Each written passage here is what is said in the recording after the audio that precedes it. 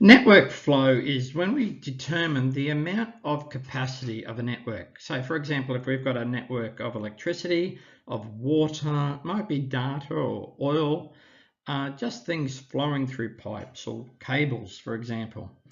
So we are going to look at network flow and determine the capacity that a network can handle.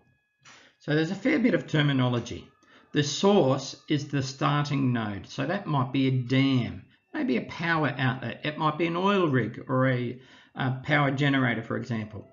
The sink is the end of the node. So for a dam, it may have a bunch of pipes, which are the arcs, and they would go to a variety of different towns. The flow capacity is the volume of the flow that the arc can allow. The inflow is the total of all the flows leading to a node, and the outflow is the total of all the capacities leading away from a node, or the volume of the inflow, whichever is smaller. Okay, the network flow capacity is the total flow possible through the entire network, and the excess flow capacity is the capacity of the arc minus the flow of the arc. Now, the outflow of a node, remember, is the minimum value obtained when one compares the inflow to the sum of the capacities of the arcs leaving the node. So let's have a look at source A here. Now, we're going from source A to node B, so that may be a destination, but then we're going, so this might be a dam, for example, this might be a pumping station. And then D, C, and E might be towns or other pumping stations.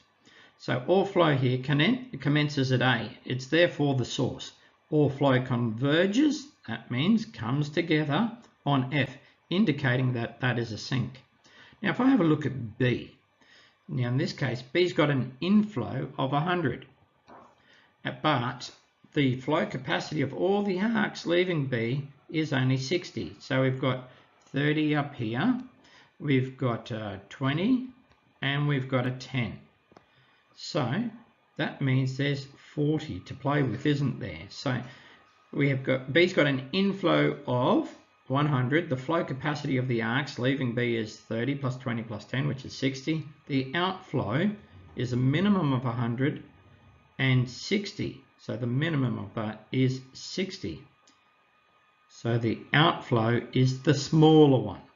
Now B still has an inflow of 100, but the capacity of the arcs may have been increased. So if I increase one of these arcs, what have I done?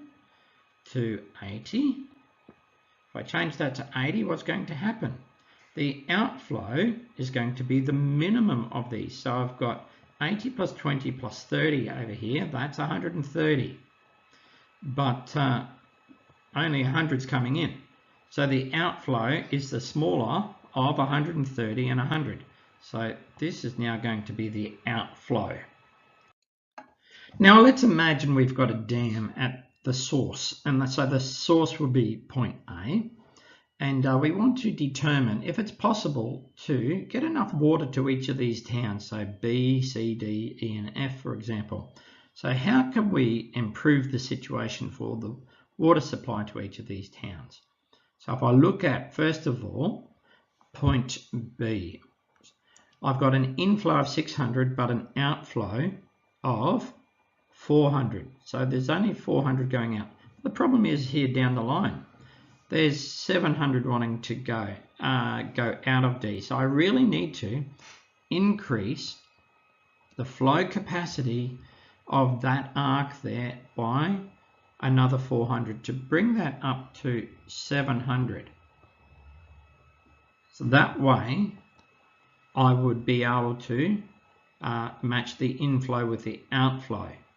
Now if I would have to do that, I would need to increase this arc here. So I would need to increase that now to 800. So I have to add that on. Now if I want to have a look at the next pathway, so we'll go from B to C now. I notice that the inflow is 100, but the outflow is 300. So what I would have to do is increase that to 300. Now I notice that I have to bring this up to 1,000. to actually match the capacity. Last of all, can I get enough from E to F? Yes, I can, because the inflow and the outflow are the same. So we can make a few points here. We can see that, yeah, there's not enough flow to D. We can't solve that unless we increase the source flow, and then we can say, well, there's not sufficient flow to E as well. The problem with E is B to C, so we need to increase that.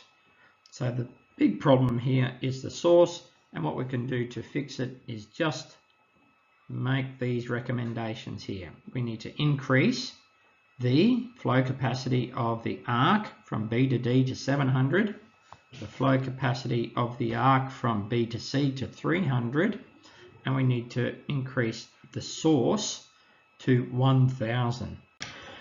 We're now going to have to work from a table to a network diagram. So you can see from A to B is 3, A to C is 4, A to D is 2, B to E, so where's B to E is 2, just off the table. C to D is 4, C to E is 3, and D to E is 4. I think I mixed them up. Anyway, so let's have a look. Flow from A to B to E is 2. So A to B, so we've only got 2 coming in there. Let's try a different color. So there's only 2. Now, if I look at A to D, we've got 2 coming in here. But that's okay, isn't it? We only need 2. But the flow from D to E, that's got to be 4. So where's D to E? So there's 4. But C to D, we only need to be 2 because we've got the 2 coming in there. So that's all right. So we don't need to worry about this 4 too much just yet, do we? We only need 2 of them because we've got 2 coming in there. We only need 2 of these coming in. So we need an inflow of 4, 2 from there and 2 from there to have an outflow of 4. So the flow from A to C then is 4. That's all good.